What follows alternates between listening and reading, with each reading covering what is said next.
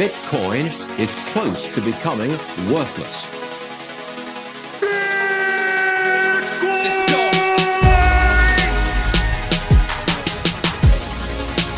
Now, what's the Bitcoin? Bitcoin's like rat poison. Yeah. Oh, The greatest scam in history. let's get it. Bitcoin will go to fucking zero. Yeah.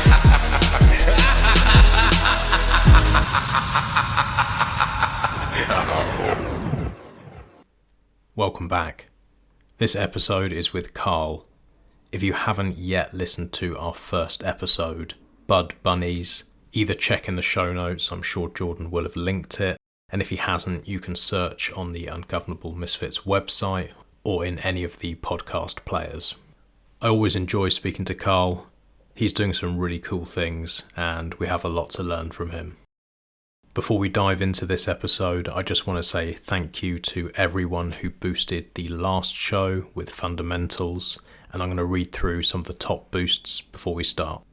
Late Stage Hodl with 33,333 sats. Hell yeah, boys. Great conversation. Thank you, Late Stage Hodl. I really do appreciate all the support. Shadrach, 23,122 sats. Lincoln Note. Lincoln Note. By my calculations, Shadrach is streaming at about 300 sats per minute. Unheard of. Wow, thank you, Shadrach. We appreciate you, mate. Speak of the devil. Fundamentals with 21,000 sats. I should listen and make sure Max didn't just interview me only to play Kamala Harris sound bites after asking me questions.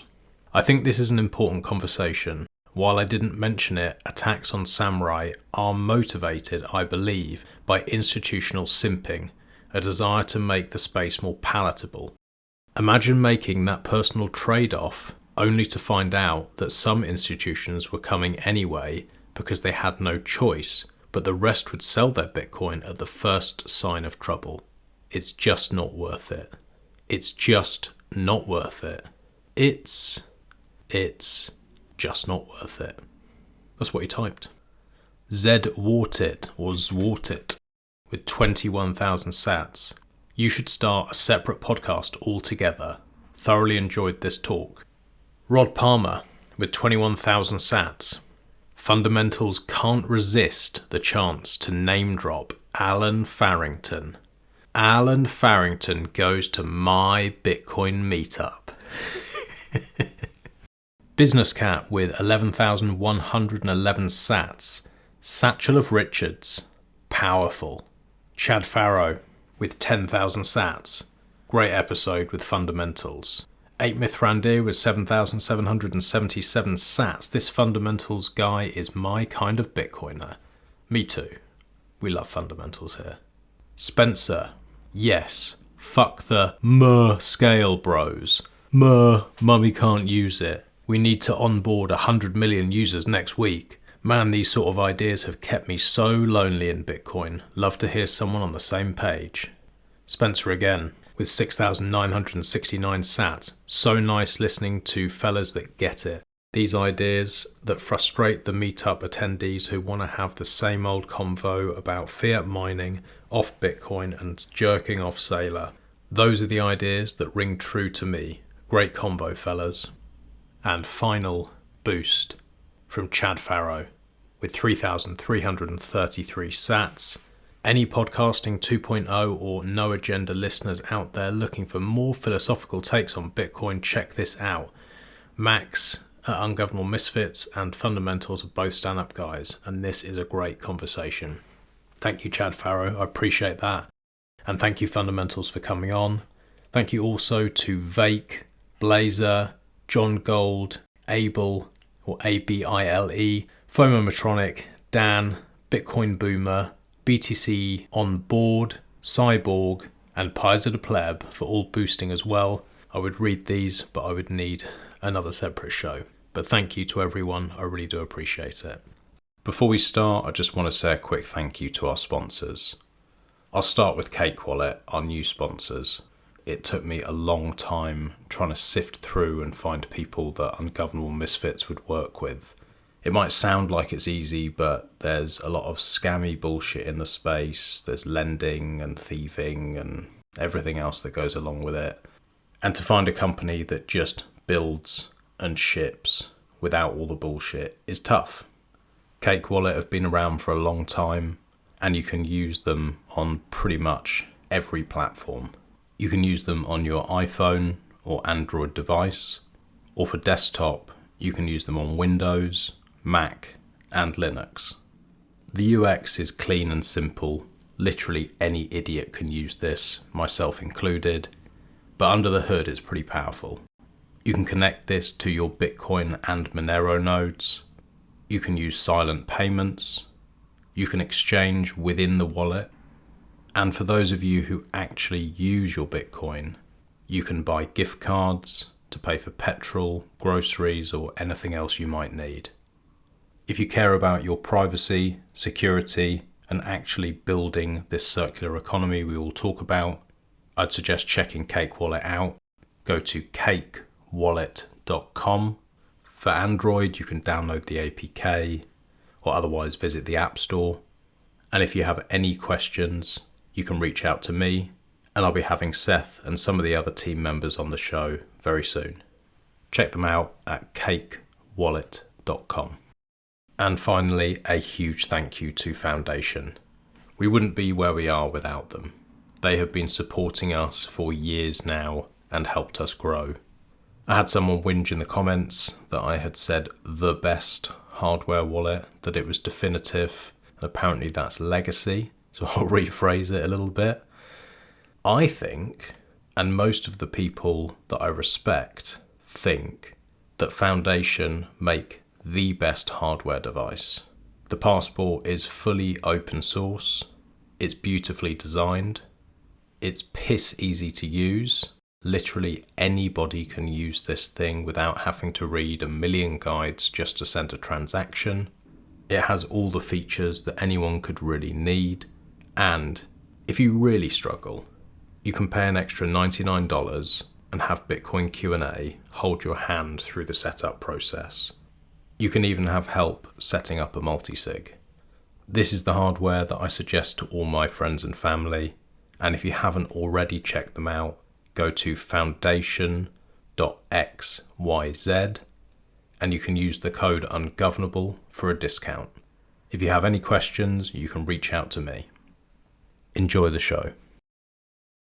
Crazy Karl from Karl's Corner. We're back. How are you, Crazy Karl, and how's your corner? Well, I just had to quickly move corners. I was set up in the yurt, but I looked at the batteries and they're running low. So I switched over to the tiny house. I figure if I can get in one of these more inspiring places, it's a better place to record. My office is a mess. My office is also a complete fucking mess. I would rather be recording in the yurt. That looks much more fun. Yeah, it's a really, it's a good vibe in there, but I'm in the tiny house now. Yeah, this way I don't have to sit there in the dark. I was like, I better not turn on the lights or anything. And the internet's on those batteries too. So if the power runs out, then we'll have some technical difficulties and yada, yada, yada. So here I am, ready to record. We had to reschedule, so I'm getting sick. And trying to record before the crack of dawn here was like not a mixture for me. I just was like, and I know how much you hate having to edit people's snifflings and coughs and bullshit. So I try to save you some trouble too. You're on the mend. You're fully recovered Yeah, now. I've been for a while. I mean, it was just bad timing, man. It was a 1-day thing, or maybe it was 2 days, but it just was in no shape to have a thoughtful discussion. So what's the tiny house? I've seen obviously the yurt before. Is it just like another place that people can stay if they come over to yours, or something that you use for a different purpose? Yeah, the tiny house is basically a custom RV. So it looks like it's like a stick framed house built on a trailer. And so it's on wheels. That's how I can get around some of the zoning issues if I get a knock on the door. Yeah, it's another rental for now. Eventually I want all these places to be, instead of Airbnb rentals like the yurt, the tiny house, whatever I might be building in the future, I want it to be accessible for people to come here and learn, whether that be apprentices or housing for instructors when I'm doing workshops, or just people coming out to the classes. I want these to be places for people to stay. We've got so much less technical issues these days on this podcast than the beginning. So I kind of almost enjoy them when they happen now in a weird way. Takes me back. Yeah, you just work out the kinks. I got a lot of respect for doing podcasting like this when half the guests are in completely other sides of the world in different time zones and having to coordinate all that. And there's different challenges to everything, I guess, but podcasting ain't easy, I'm sure. It's not. It's well, it is easy because you're just having conversations with people. It's just the technical stuff, and it's like the post production that we take all our time on. I don't have to do loads of planning. I just sit down and have conversations with people. It's just literally editing and getting all the artwork and all that kind of stuff done, and the chapters and that kind of stuff is the time consuming bit, but it's enjoyable. Like, it's the closest thing to art that I get to do now. Just don't get the time to actually create anything else. So there's a nice part of it to actually take something from nothing to a finished product that you can be proud of. Is like, it feels good. Yeah, it does come through, man. There's more to it than just getting this information across. Those the chapter images and everything really make it cool. I think there's a lot of room for playing around with that, just scratching the surface on the creativity possibilities there. Yeah, it's fun. It's cool. The Bitcoin Bugle's got the joke about you got to listen to your 40 hours of podcasts a week. That sort of thing. I feel that there's something to it. These podcasts are a great way to get the collective. Obviously, there's all these different bubbles of Bitcoiners, right?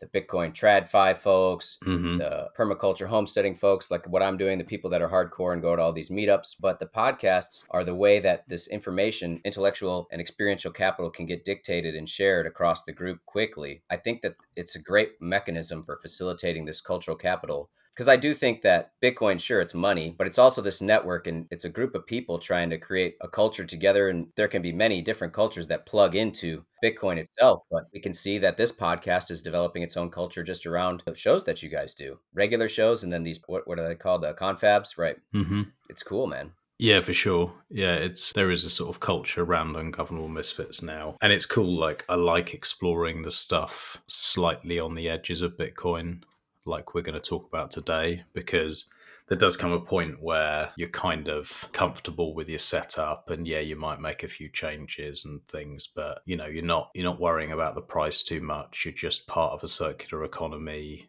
You're just doing your thing, you're in your groove. Then it's interesting to have the conversations where you can learn from people who can improve your life in some way. And so whether that is health stuff or food or security or safety or whatever part of it is, there's not a lot of point in having a load of sats if you are unhealthy and you don't have good relationships and you're not happy. So those are the types of things that I like to have these confabs about. Yeah, and it's interesting because, like, I'm guilty. I still check the price more than once a day. I'm still addicted to looking at the price. But the way I think about it is more, I'm not attached emotionally too much as I was before. When you don't have much space, right? When you just start stacking, the stakes feel a lot higher. But once you've been doing it for a few years and you really invested into all of your energy into participating in Bitcoin, then it becomes watching the prices more like a sports game to me, like, oh, green team's winning.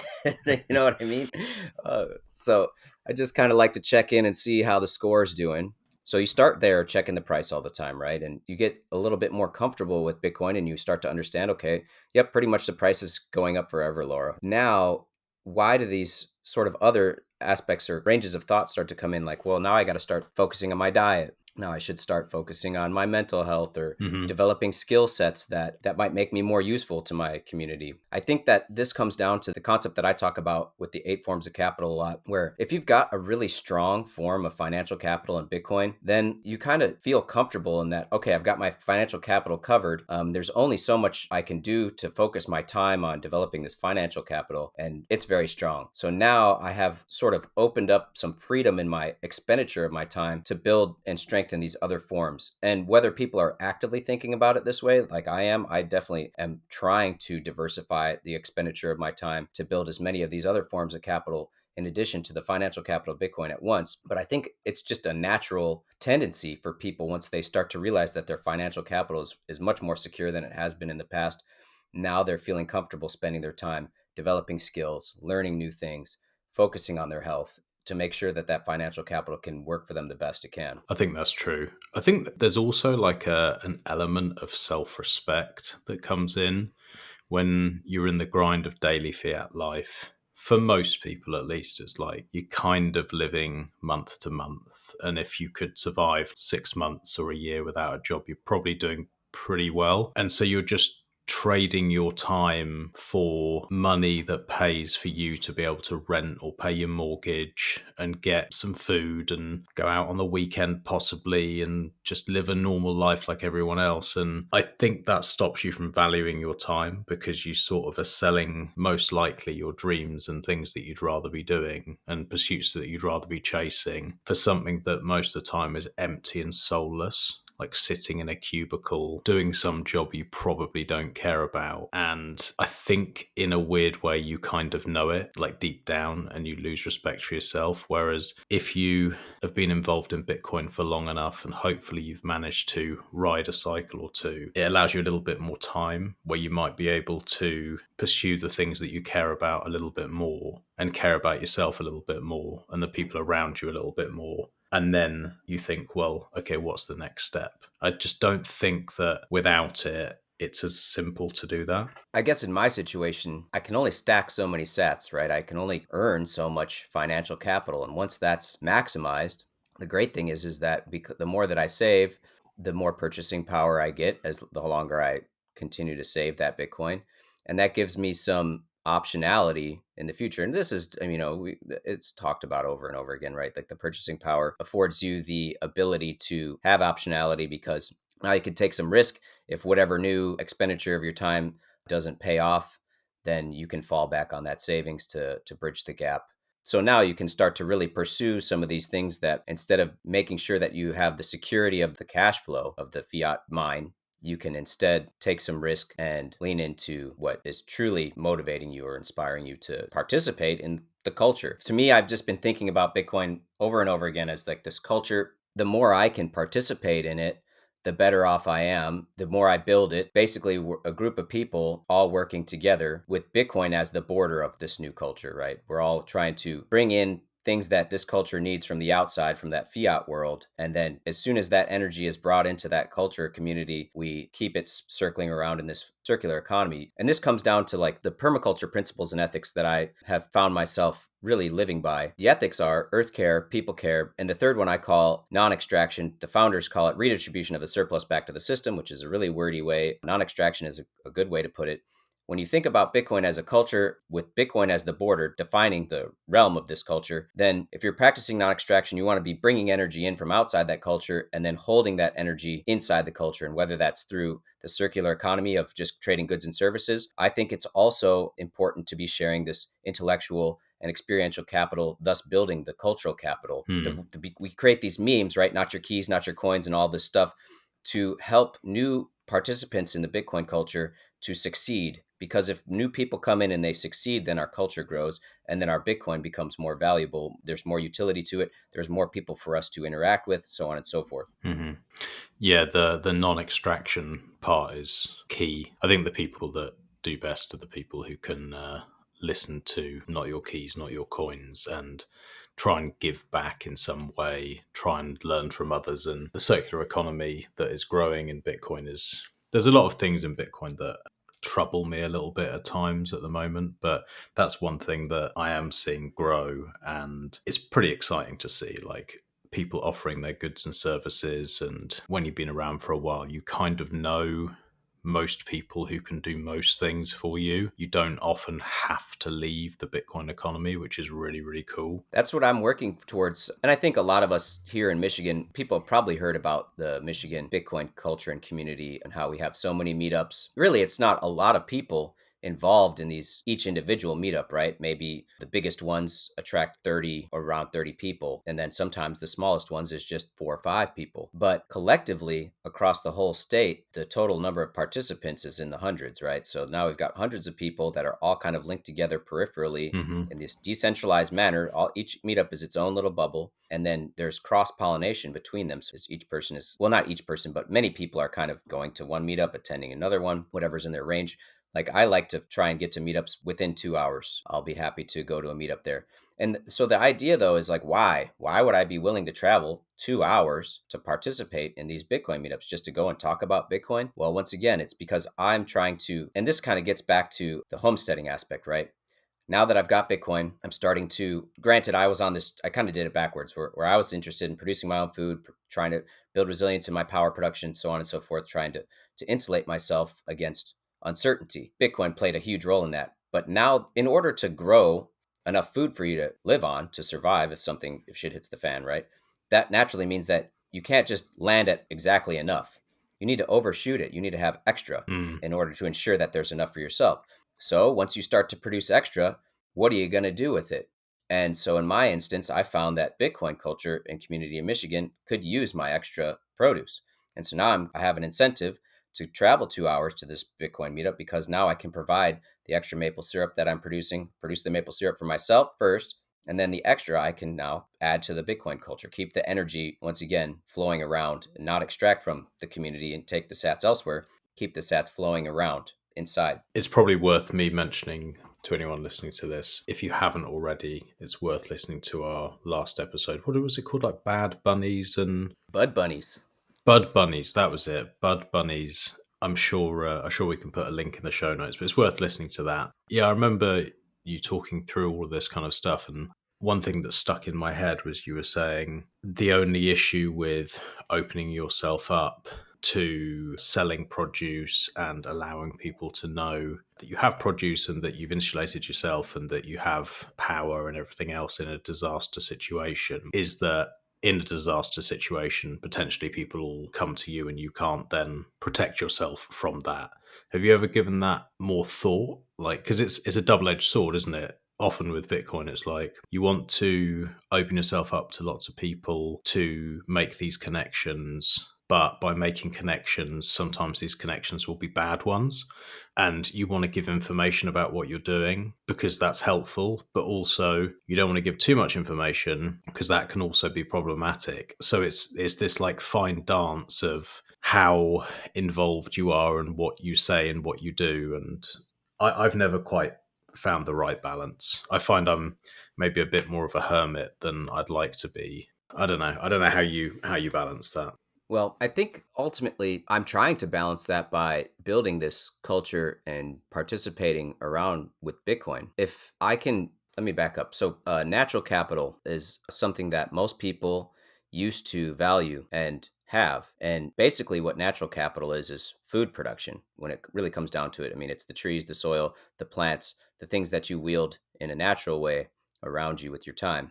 But ultimately, what that means is like you're growing some of your own food. And people, most of the time now, that's one of the largest forms of capital that they lack, to the point where a lot of people don't even, it's difficult for them to even build natural capital because all they have is a patio, a small backyard. They don't have much space to actually facilitate the usage of the natural capital. And so by participating in these Bitcoin meetups, I'm trying to distribute the excess natural capital in addition to my products, right? In addition to the maple syrup that I produce and the chicken eggs and the lamb and the things that I make that are consumable food products, I'm also selling cannabis seed, giving people the ability to grow their own cannabis. I'm selling fruit trees and nut trees, comfrey plants. So in addition to livestock, right? So there's people that have bought animals from me. And so now these are Bitcoiners that I've given the ability or shared the ability to now have some production of natural capital. So that's ultimately making my system and my situation more resilient because now this person is able to also be producing some food. And so if the collective Michigan Bitcoin culture and community is now also able to produce a lot of its own food, when the shit hits the fan, instead of everybody coming and running to me, we can cooperate even more effectively to help people that don't have access to that natural capital. And so that's obviously nowhere near where it should be to really be insulated, but it's got to start somewhere. And this is kind of this, I hear a lot of criticisms of the circular economy being kind of like a joke, like, oh yeah, it's five dudes in a room and one person brought a dozen eggs and then the other person brought a quart of yogurt and that's a circular economy. Well, sure, it's a far stretch from us being able to go to a Bitcoin meetup and get all of our groceries for the month, or find a plumber or electrician or auto mechanic at the Bitcoin meetup, right? And pay in Bitcoin. But it's a start, and it has to start somewhere. And so anyways, I'm not so much worried about it. I think that the making sure that people know, I think basically the potential positive outcomes from me talking about Bitcoin, sharing this information about how to grow and produce some of your own food, how to build resilience in your life, will help more than it will hurt me, because I'm going to have people around that are willing to cooperate with me. Yes, I think that's true. And there's also that kind of like, you're saying, oh, there might only be someone who has some yogurt and someone has some eggs, and, you can't trade with everyone you need to. But there is also that, whatever it is, 6 degrees or 7 degrees of separation. And when you are involved in Bitcoin and communities, you can kind of, I find I can find everyone that I need through one hop or two hops. It might not be someone who's at my local meetup, but if I need something, whether it's information or a product or service, as a general rule, if I ask a couple of people, they'll know someone who knows someone, and we get it done. So there is something there. It's certainly not a joke. It is certainly growing. I've seen the trajectory going in the right direction, I think. So I have this idea that there's like these pillars of culture, right? Where one pillar would be like a base for how cultures can form. And one pillar I think is like pretty obvious, right? Your location and your proximity to other people around you. If you live in a mountain valley and you're kind of limited with one road and one way in and out of that place, the people that live in that area are probably going to be learning how to live and cooperate together and develop a very specific culture to that location. And so when it comes to Bitcoin, the beautiful thing about it is that we can create the location on the internet. We don't necessarily have to be in direct physical proximity with each other. We just have to be able to communicate. And this is why I think NOSTR is so important, because that's a location, so to speak, a way to create this informational proximity that nobody can fuck with. Like, nobody can take my NPub away from me. I can make a mistake and lose it, but there's nobody that can stop me from communicating through that. Whereas if I'm on Twitter or Telegram, whatever, there's a much higher possibility for me to be stopped. My communication, my ability to maintain proximity to other Bitcoiners is limited. So I think maybe massive tangent. Oh, go ahead. Sorry, Sorry. mate. Yeah. This is a tangent, but I just wanted to get your opinion on it because I know you're heavily into your NOSTR. What's your thoughts on, at the moment, the way that you are creating an NSEC and then using it for signing in to different NOSTR clients? That if that leaks somehow, because it's not handled in the same manner that a private key would be with Bitcoin, if that was to leak somehow and someone gets hold of it, there is a potential that then that can just be spammed with whatever someone wants to spam with, which means that your account is no longer useful in any way, which means then you have to communicate from some other channel to create a new one and let people know. Does that concern you at all? Or are you sort of hoping, okay, there's going to be some sort of key management that comes online, something like BIP85, where you can sort of burn keys from a master key or something? I am concerned about it. At first, when NOSTR was, I've only been really leaning hard into NOSTR and not anything else for maybe less than 2 years, probably something like that, right? Mm-hmm. And so at the beginning, it was like a toy. Who knows? There was no traction really behind it. It was just getting started, so there was no stakes. And so you just generate these keys, and it's cool because you can just put them over here, put them over there, try this out, try that out, experiment, participate, and figure things out. Now it's gotten to the point where I have built up something that I'd like to maintain. Like, it's not to the point right now where if I was compromised, I would be like destroyed or devastated or anything, but it would take some work to rebuild that. And so at the same time, there have now been a lot more best practices that have been developed. And this is where it comes down to like cultural capital, right?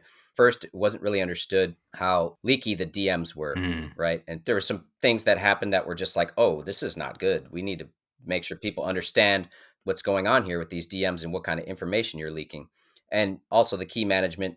Like, at first, there wasn't really these browser extensions that you could put your keys into and kind of isolate them from every single app that you're signing into. Okay, this is what I'm getting to. Ultimately, I'm planning on rotating my keys first, right? I'm going to just say, here's my new NPub. I'm going to be switching over to this one in 6 months. This other one is going to die. And I'll cross post between them. And anyone that's trying to follow me or keep in touch with me will have to then actively go over to this new set of keys. And that set of keys I can now keep locked away a little bit. And I've also got my stack built up, right, where I don't necessarily need to like play around with logging into every single NOSTR app. Like I can generate a different set of keys if I want to play. This is something else I learned. I can generate a fresh set of keys every time, play around with the app. If it's something that I find useful, then I can integrate my actual social graph and my main NPub into that, right? It makes sense. Yeah, it's just because you can use Amber and these type of things now, but it's I think that is still for me the huge, and I get the rotating out and all of that kind of stuff. It's just that when I was generating keys, I was with Self Banks. We're like pissed in some bar, and he's like, "Oh yeah, just spin up this NOSTR thing," and we're doing it like on an iPhone, and then storing the thing in notes, and then jumping across different apps. And I remember just thinking, "This is fucking horrible.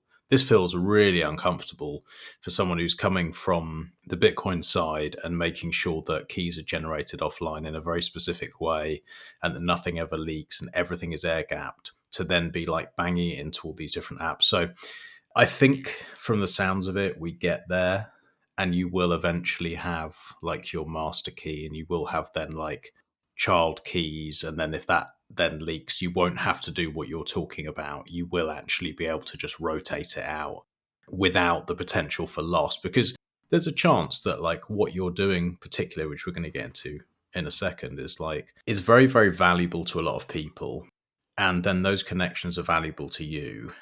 And then let's say you say, okay, in 6 months, I'm going to rotate out of this key. Maybe only half the people come across, It's not always that easy to get people to move to another feed or another platform or another follow another account. So that might only be worth a small amount to you today, financially and in every other way. But maybe in a couple of years, that could be very, very important. So I just think if we can get there, most of my fears are kind of washed away, because I never feel like I want to put my full energy into something that I know that I could lose or lose a proportion of. No, I get it. Yeah. And that's kind of the risk that I'm taking in playing around with something so new. I think once again, the benefits, okay, yeah, my keys get compromised, or I rotate into new keys and I lose half the people that, or even more than that, right? Half the people that were connected with me because maybe they were taking a break from NOSTR, or they just missed every single one of my posts saying, or they didn't care to follow this new account or whatever. From my perspective, this NOSTR protocol is just going to continue to grow. It's still so small right now that I think it's worth it to like take that risk. Like I said, I still have relatively nothing to lose. I'm only gaining by participating. And this is kind of has your Bitcoin stack, the software and the wallets that you use remain the same? It's like things are always changing with Bitcoin, where you're learning new things about how to update your security model, how to improve that. And so it's a little different because the NOSTR identity is like, it's hard to rotate it, right? Whereas it's easy to just switch from one set of Bitcoin keys to a next and improve your security in your stack and make it better for you. But needless to say, that I don't expect to like have it be perfect and to ride this thing into the sunset, right, forever. I'm assuming that things are going to change. And this is kind of where some of that permaculture perspective comes in, where a lot of times when I'm designing systems, I'm trying to design with the expectation that the system will change, and not necessarily even knowing how the system will change, but being open and ready to receive the feedback that I'm getting, kind of take the turn with the system rather than trying to hold the wheel and keep the system going in the same direction. If the current is going in a different way now, it's better to try and stay in that current rather than fight it. And so this can be, if you do take the dive into NOSTR and you start really participating, you're going to be actually the one who's going to be like having to take the hits, right? And maybe not, but potentially to learn. And then given your platform, or I forgot what you guys call the new bi-weekly one where you do the news. I forget as well, the Bitcoin brief. The brief, sorry. I forget all the show names all the time, and I get told off for it. But that's like a perfect example where it's like, okay, guys, like, here's a mistake that I made. And so by sharing that, then you've instantly touched many people to then help them avoid that mistake. And that's like incredibly valuable to the culture. That's how you build the cultural capital. And once again, help the people that do get involved with NOSTR, instead of it being weird and there's lots of friction and there's all this best practices are unknown.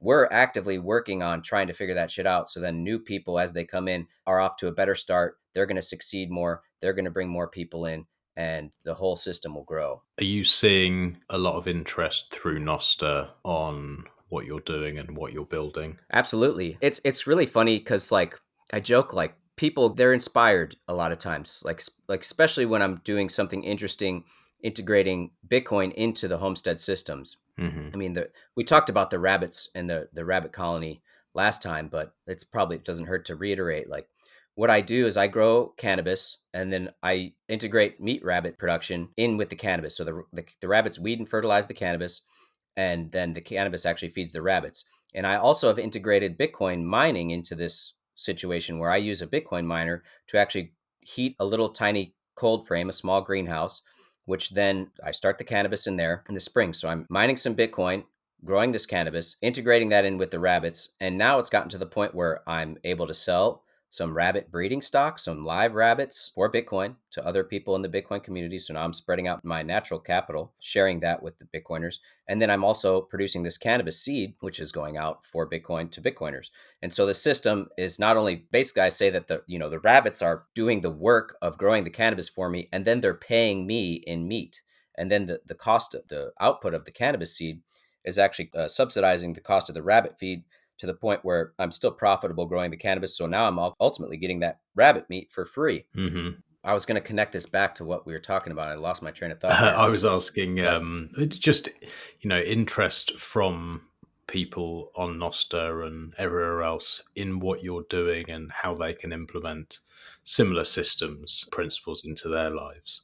Got it. Yeah, I share this, I document this, and I share the process. You can pretty much go to my NOSTR account and follow from the time that I start the cannabis seed on through the whole season until I harvest it and process the seed. And you can also see me harvesting the rabbits and feeding the rabbits and interacting with the system the whole time. And a lot of times, like let's say I'm showcasing the Bitcoin mining aspect of it in the cold frame. The zaps that I get for that day of that post often add up to more sats than I mine with the contraption itself. And so, and this is because people are inspired, right? They feel like they've gotten some value out of seeing this. And to the point now where there's other people talking about doing rabbits, these ideas spread. And this is my point, is like NOSTR is the place where if we share this kinds of information, it builds the cultural capital. It helps other Bitcoiners strengthen their other forms of capital, right? Now they're starting to learn about how to build some resilience in food production, how to use Bitcoin miners in a more creative way, so on and so forth. Yeah, that's really cool. I love the way that you have like no wastage in your systems, or as little wastage as possible. It's like you said, that you don't have that leak. And I think that's what you have in all the typical fiat minded way of doing things. It's a very different mindset. And I think there are so many people who can learn from it. I know you get people onto the land to actually teach them, and they can come and see as well. I think there's massive value in that, because a lot of people, it's like, it's all well and good knowing how to secure your seed words and fuck around with the tech and do what you need to do in Bitcoin. But it's a very, very different thing if people are talking about societal collapse and they want to insulate themselves from these problems and be prepared. That's a different set of skills. They need someone to teach them. And that's what you're saying, is you're finding these people on NOSTR and connecting with them. Yeah, and I'm learning a ton from people on there too. It's a circular economy of not only sats in the form of the zaps, but in a form of this intellectual and experiential capital. And so we're all benefiting from participating there together. That's where the people care aspect of the ethic of permaculture comes in. I've kind of made this realization, like, sure, you want to not do any harm to people or make decisions which extract or, coerce or take advantage of people. But beyond that, when it comes to the people care thing, I think that if you make decisions and you design systems that not only take care of the earth and then not extract, keep energy flowing within the system, now the people care aspect is how do you share that information to help build cultural capital to get other people to also succeed in similar ways. And so this is I mean, I've said it over and over again, but like this is where NOSTR is that location in which people can build this cultural capital, share this information, get Bitcoiners off to a better foot, not only with integrations and interactions with Bitcoin, but in building these other forms of capital as well. How to find the Bitcoin meetup, how to grow food, how to mine Bitcoin and reuse the heat, so that way you can have some hash and it makes sense to actually fire it up every once in a while, build some resilience in the Bitcoin network that way, so on and so forth. Yeah, there's so many crossovers, and this is where like people have their different areas of knowledge, and you need to collaborate with people. You can't be an expert in everything, and you do need to lean on other people and have these communities.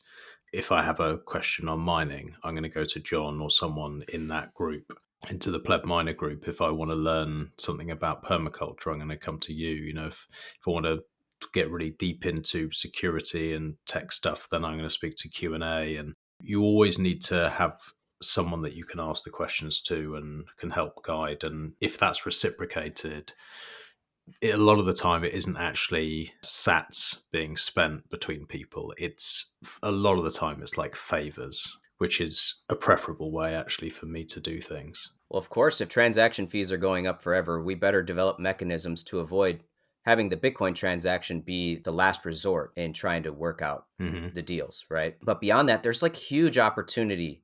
Now that I feel like there is some traction, at least here in Michigan, there's enough people coalesced together, willing to and wanting to support people with their Bitcoin and buy their goods and services and prefer that over fiat alternatives.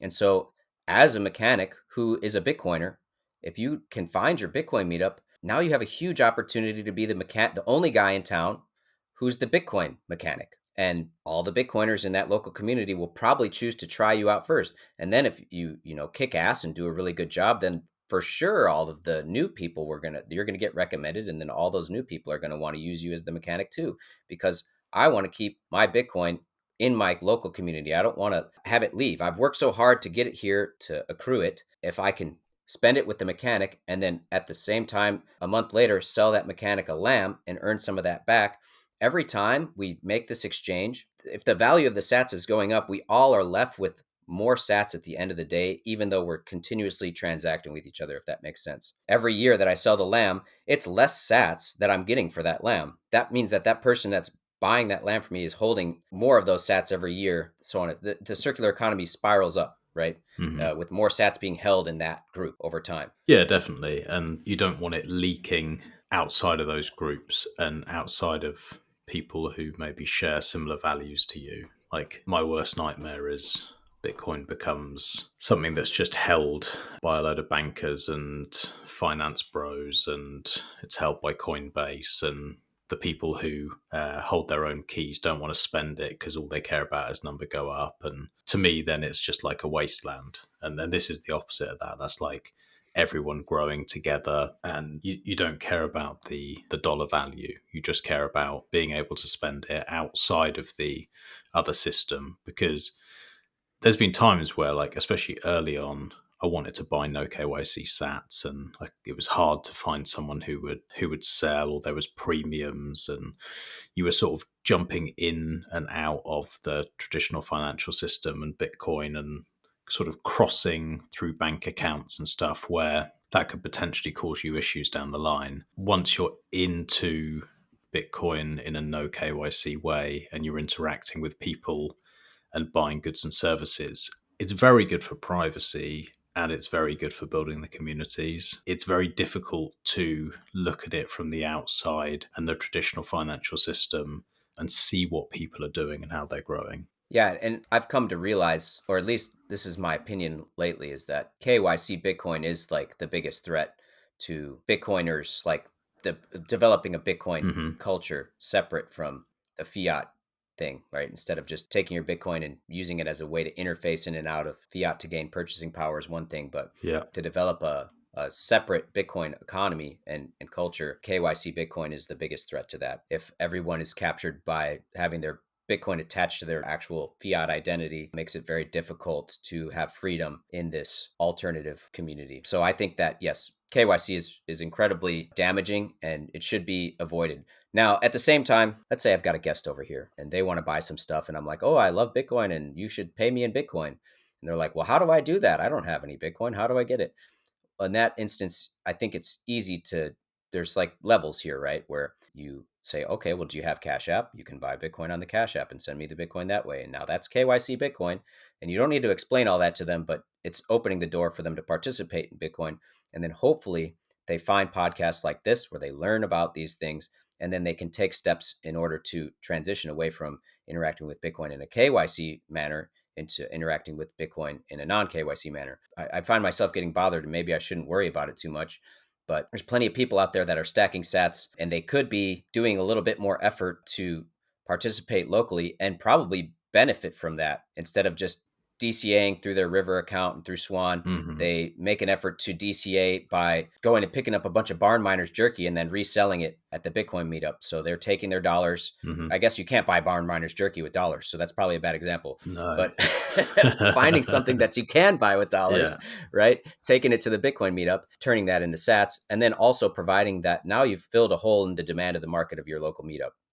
Yeah, definitely. And so that's like a really cool way to like develop a circular economy and also create this like flow of non-KYC sats going around.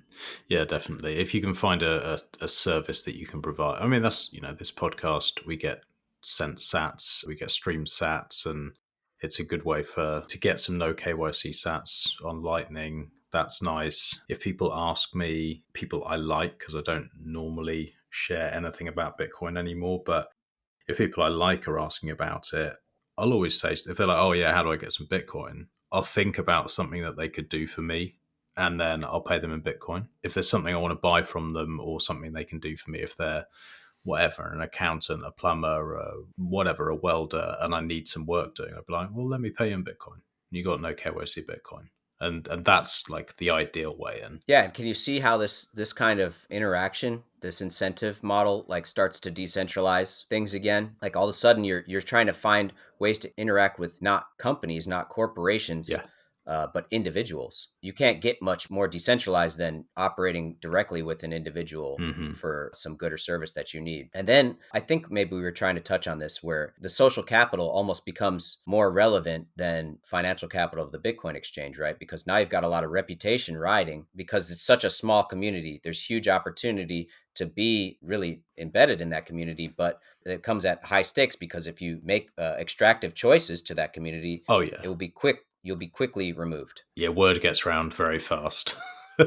And so anyways, it makes it very different structure than what most people are used to operating in today. And I'm just hoping that I don't have to care. As long as I work on building that around myself with the people here in Michigan, then the door's open. Anybody can show up and start participating.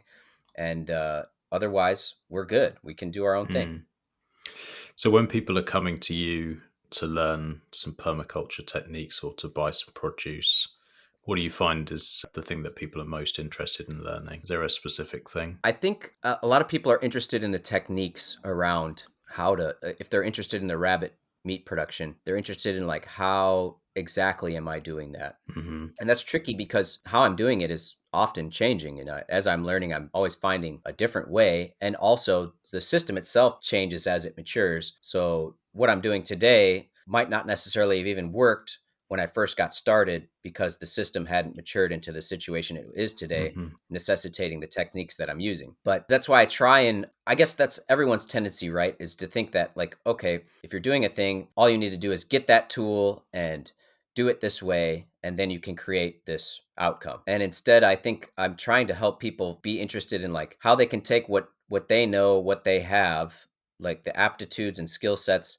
and resources that they have, and come up with something similar, use some creative or critical thinking to come up with something similar, but accomplishing it through the means that they have rather than trying to copy what I'm doing. But yeah, people are interested mostly in just like, how are you able to do all this stuff? How do you have time for it all?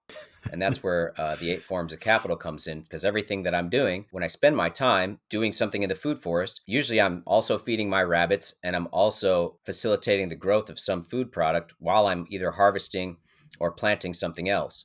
And so every time I'm interacting with one of these systems, I'm also passively or simultaneously interacting with another system. I'm double spending my time. It's kind of similar. I think this is why that heat recapture stuff with the Bitcoin mining makes so much sense to me, because anytime I'm touching that Bitcoin miner, if I can get it to do something else for me at the same time, in addition to the sats that it's mining, that is better, right? That's just being more productive. Yeah. Did I see you were dehydrating your bud using the heat from a miner in an old washing machine? Was that you doing that? Yeah. So there's a few permaculture principles here that sometimes they get me in trouble, right? One, produce no waste. So like I try not to throw anything away. And I had this old dishwasher. Well, it wasn't an old dishwasher. We had a dishwasher that it broke to the point where in between each cycle, you had to like get a hose and fill it up. It would drain out, but it wouldn't like pump new water in. Right. So I had to like open it up and fill it up with the hose. And eventually, after a year of doing that, we were like, screw this. Let's just try and find a better dishwasher on like Facebook Marketplace, right? We find this stainless steel, really nice dishwasher, $60. I go pick it up, plug it in. It works for about 3 months. And then the control board fried out on it. And so then we just did the same thing, got another dishwasher. But this one, I was like, I can't throw this away. It's stainless steel. It's nice. You know, I'm going to be able to use it for something. So it sat like just outside in a junk pile. And eventually I was like, I've been wanting to make a bigger dehydrator because I grow so much cannabis that it's hard to keep up with the curing and everything. And I'm mainly trying to produce seed anyways. So fast drying the cannabis just so I can get at that seed more easily is beneficial to me. And so I realized I could just easily take this dishwasher, convert it into a larger dehydrator. I've made a smaller dehydrator, more like a tabletop style, like an Excalibur, just one of your typical consumer sized dehydrators on your countertop. I needed something bigger to process this much cannabis. And I also had, now I didn't have just S9s anymore. I had like full size S19s, which could really put out a lot of heat. So I was able to have the firepower to really fuel one of these bigger dehydrators. So I basically just took the motor out of the bottom. There's a perfect hole there. So this is another thing. I recently upgraded my clothes dryer. And so the original ductwork that I had the Bitcoin miner plumbed into that clothes dryer, I saved that. And I was able to use some pieces from that old iteration of the clothes dryer project in now making this dishwasher cannabis dehydrator. And so now I'm dehydrating the cannabis in this old dishwasher that I didn't throw away, mining sats, and then I'm going to be able to dude, I just pulled out a batch from there a couple days ago, and the seed just falls right out. Before, like trying to do it with like properly cured cannabis, it's so sticky that it's like you can't separate the seed out. And so it's been working beautifully. And so what's the reason you are selling the seed rather than bud? Is there more profit in that? Is it a legality thing? It's a legal thing. Okay. Like I can't sell the cannabis. I can only give that away. Okay. The actual flower of it. In order to sell it, I looked this up like right when the laws changed here in Michigan, which I think was in 2019, something around there. It was several years ago now, is the point. And at the time, there was the application fee to get a grow license was $10,000. Wow. So just to apply to grow the cannabis was $10,000. And then once your application submitted, then they get to twist your arm and say, you got to build a building like this, put a fence over here, put these security cameras up, you got to do it and follow all these rules, which in order to follow all those rules, it requires a lot of capital. So there was basically like this barrier to entry for me. I just wanted to grow some cannabis in my backyard and maybe sell it a little bit here and there, right? I didn't want to be a cannabis farmer. And so this regulation required you basically to be a cannabis farmer for it to make sense. So I had to figure out a different way to get some value out of this cannabis, especially because you can grow 12 plants recreationally in Michigan.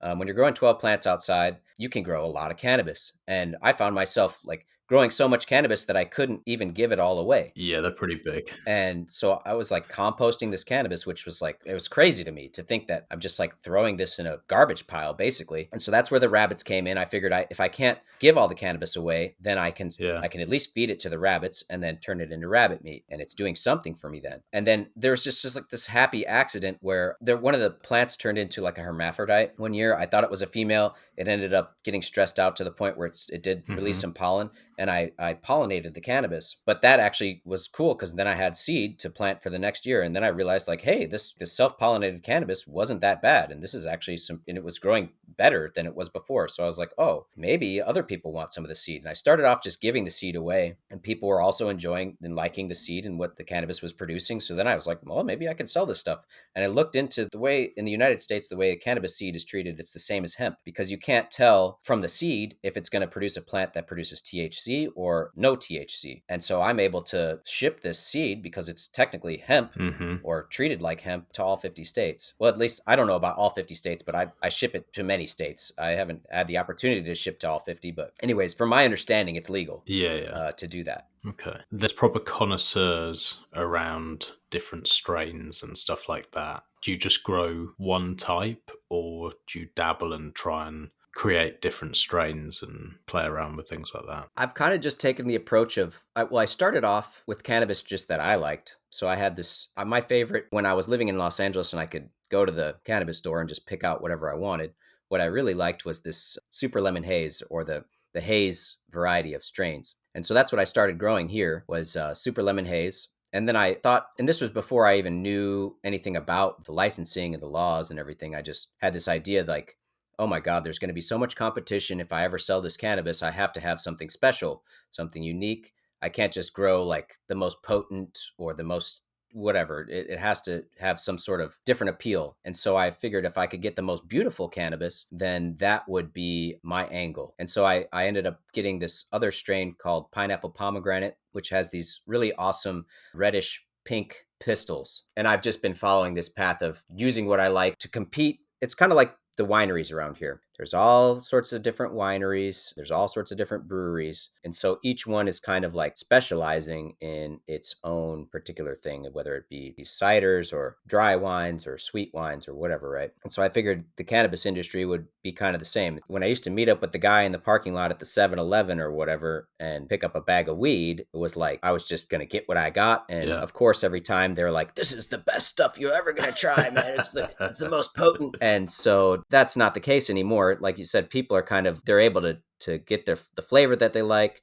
the high that they like, whatever. And so in order to differentiate myself, I wanted to try and produce this super lemon haze high that I liked with the look of this pineapple pomegranate. And I've effectively been able to accomplish that at this point, where I'm comfortable calling this cross that I've been working on Redbud Haze. And so inevitably other people show up with other genetics. I've sort of been slow. The problem is with 12 plants, you don't really get a lot of opportunity to like have a truly rock solid idea of how many different phenotypes the seed that you're producing can create. And then like, as well as, have a lot of room to play around with new genetics. But I've gotten some other things that have rolled through to where now I'm playing with White Widow, and I've crossed the White Widow and the Redbud Haze. And this year, actually, I was able to verify that the White Widow is now, it looks like the Redbud Haze, right? Where there's some pink in the pistils. And the same is true with this gold leaf. Basically, everything that I've been crossing my Redbud Haze into, the pink pistil expression has been dominant, which is cool. That's like what I'm going for, is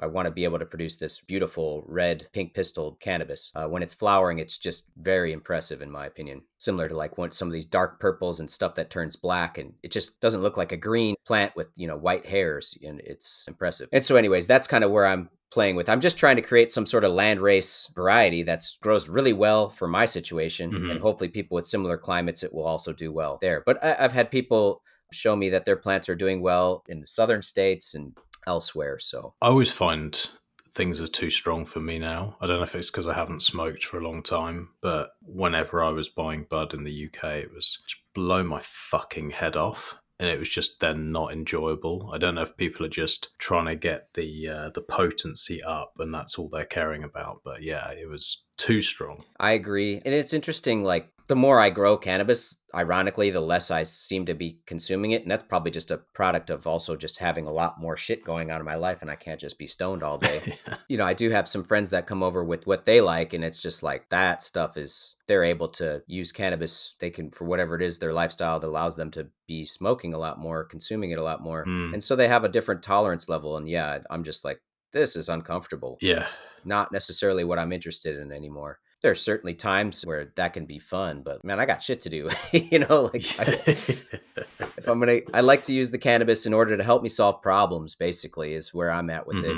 If there's something that I can't figure out and the solution isn't quite obvious to me, getting a little bit of cannabis in me helps me to break down it just opens up the box a little bit more for me to look at the problem from a different angle or perspective that I normally wouldn't. And a lot of times it's pretty helpful in coming up with some creative solutions. Well, the creativity side is amazing for it. That's why I used to use it. It's like to wind down and think differently and use it while I'm painting, and that was nice. And maybe it was because I built up a tolerance that I could smoke it without having too many other bad effects. But if I try and smoke it now, I get panic attacks. I get all horrible. I just want to basically just like lie alone and be somewhere just like in the dark. It just doesn't do anything good for me anymore. And I don't know if that's the type of strain, or maybe it's just because I'm brains all over the place or whatever. But I can't do that and be productive, and it doesn't help me creatively. Like the only time it works at all if I was just literally take like one tiny toke and then just not touch anything for another hour or two. If I try and smoke a joint now, I just fucking fall over, have a little panic attack.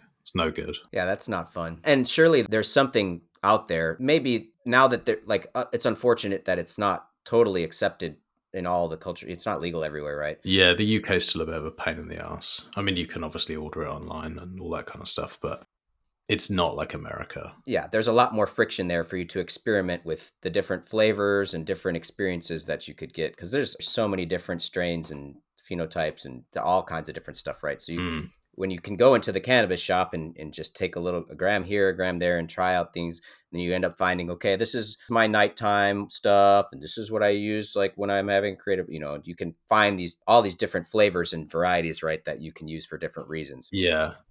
But beyond that, man, it's like so frustrating to me that this plant is an incredible biomass production. One of the big principles of permaculture is catch and store energy. My whole perspective here at the homestead is like, I've got this property, it's 20 acres, and that's 20 acres of surface area for me to catch sunlight. So I'm trying to maximize the amount of photosynthesis that can happen here. Usually that's through increasing the surface, getting more leaves. And man, this cannabis can go from just a tiny little plant in the spring to these giant, I know no other annual plant that can grow as aggressively as this cannabis plant can. And that means that in addition to it producing this drug or whatever, you can use the flowers to consume yourself, and I can sell the seed or whatever. The seed is also, if I were able to like actually grow hemp instead of cannabis, right? Because unfortunately, there's a license in Michigan that you need to ask for permission to grow hemp too, which is really frustrating. I would be able to interplant this plant amongst my pastures, and then I could use the seed to feed my chickens and my rabbits over the wintertime, and I could use the biomass and the leaves. I could cut down those plants and make something similar to tree hay, where you're pruning the trees, you're bundling them up, and you're letting those leaves dry, and then you can feed that dried product to the animals through the winter. This plant would be perfect for producing this storage of having this winter feed in more ways than one. And so it's just really frustrating, all of the different, because of these like limitations on it, there's friction for you to go and find the way that you can use it medicinally for yourself to actually help you instead of just party, right? Because it's incredibly useful beyond just like having a good time and giggling with your friends. Yeah. And then you can't use it as like the biomass production capabilities of it to help feed your animals and grow your food. And dude, there's CBDs even in the hemp, and you can get the CBD dominant hemp, which then makes the meat that you're eating more healthy. Those cannabinoids. Yeah, they get, just like THC gets stored in your fat, the cannabinoids are fat soluble as well. No doubt when you're eating that meat, there's medicine from the cannabis in there. The meat's higher quality. And so, yeah, it's very frustrating to have to wade through all this stuff, but it's changing here at least. Yeah, slowly but surely. I think everywhere it's changing. It's taking time. But like you say, when you can see something that's so obviously helpful and doesn't harm anyone, and then there's all this fucking red tape and legal bullshit around it, it's so frustrating. It's just like, can we not just move forward and just be logical or can you not just fuck off and leave me alone to do what I want on my land? I mean, here's another example of that, actually, which I've been needing to come up with a solution to this problem. When we sell our lamb, basically the deal is that I can't sell without some licensing. And then granted, it's not like very difficult or expensive. It's more of the principle of the thing, like where I'm just like, why do I have to ask permission to sell a piece of lamb to somebody? This is ridiculous. I know the person, I'm selling it directly to them, especially if I'm not allowed to produce it and cut it up myself. Now that's something that I really can't do, right? But even if I take it to a butcher, it has to be a USDA certified butcher in order to sell it by the cut. And then I have to get like my freezer certified and all this other shit, right? So beyond that, basically the model that we do right now is we sell the animal whole to the customer, and then I take it to the butcher for them, and then the butcher is processing that animal for them, for their consumption only, not for resale, right? The problem is that we've been trying out all these different butchers. Last year we did this USDA certified butcher, but they have so much volume going through there that they have no space or time to let that animal hang and age in a cooler. So they basically slaughter the animal, get it down to the legal temperature or whatever that they need it to be in order to start butchering it as fast as possible. And so that means that the meat is not as high quality because it's not been aged. And they did a good job. They had like very little loss. It was like less than 10% loss from the hanging weight to the actual finished product that our customers were getting, as far as the bones and the organs and all, there was very little that they left behind, which we were really happy with. But we wanted to have the meat age and we wanted it to be a higher quality. So we found a custom exempt butcher, which does not have that USDA stamp, but they had the space in order to hang the meat for a week before they started processing it.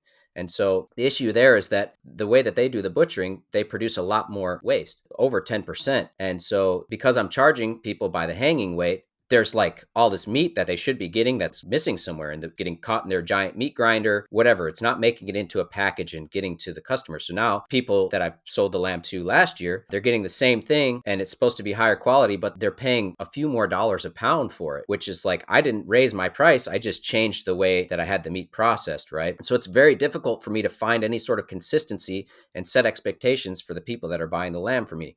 And so I'm thinking like, I got to figure out a way to just be able to do this myself legally without any hoops to jump through. And so I'm like, okay, do I have to like make this into a class where you buy the sheep and then we do this butcher class where I show you how to butcher it? And that way people can come and participate in learning. But that narrows down my market access quite a bit because now I got to find somebody not only interested in buying my meat, but then interested in like showing up to my place to participate in this process for us to like actually be able to reduce the cost. Basically what I'm getting at is like the butcher fees and the butchering process adds like several dollars per pound to the meat versus if I was able to have facilities at my place and do it myself, I could produce the same meat, same quality, and maybe even better in a lot of instances for less. Either the customer pays the same and I get that margin now, or I'm able to lower my cost and outcompete somebody else and sell more, like actually sell all of the product that I can produce. Well, also it's a useful skill to be able to butcher. So it might be that's the best way. You get people down, they buy their lamb, right?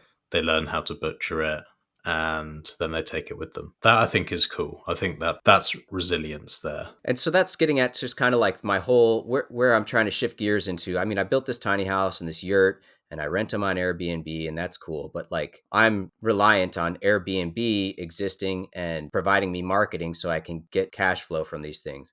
And instead, I would like to basically start building cultural capital in the Bitcoin community and culture by offering these classes and at the same time being able to get access to some of the extra stuff that I'm producing. So that way they can have better natural capital, learn better skills, and the whole group around me locally within 2 hours or so, all the people that come and participate here are learning something and improving, thus making everything more resilient as far as the Bitcoin culture is concerned. Have you ever considered doing anything online as well? Or is that kind of just not possible, for people who are maybe people in Europe? Or is it going to be too difficult to do that? Or could say someone in Europe, maybe could there be like a block where someone tunes in for a couple of hours and pays you and they can learn a skill rather than having to actually be on your land? Yeah, definitely. And so this is where this permaculture principle, small and slow solutions, comes in. I haven't really taken the time to like develop an online curriculum. I'm sort of slowly figuring out my technical issues in how to provide that product a good way, in like a solid way. Right now I'm doing like a monthly live stream discussion, usually via NOSTR, some NOSTR integrated thing. Like I was using NOSTR nests. They made a change. It became too difficult for people to log in and actually listen. So then I switched over to Corny Chat. But because I've been ping-ponging around and trying different stuff, I've kind of lost some traction there. Yeah. where I think people have tried to tune in too many times without much success to where they just say, fuck that, I'm not going to even try anymore. And so that's one of the problems with me trying to do all of this, really narrow down my scope into like specifically the Bitcoin community, and beyond that, specifically the Bitcoin community participating on NOSTR. I've really got a very narrow group of people that I have access to like participate with, right? It's giving me time to like work through the problems with that. And so hopefully by the time that things really start to grow, I'll be set up and ready to offer some real substantial online opportunities to learn.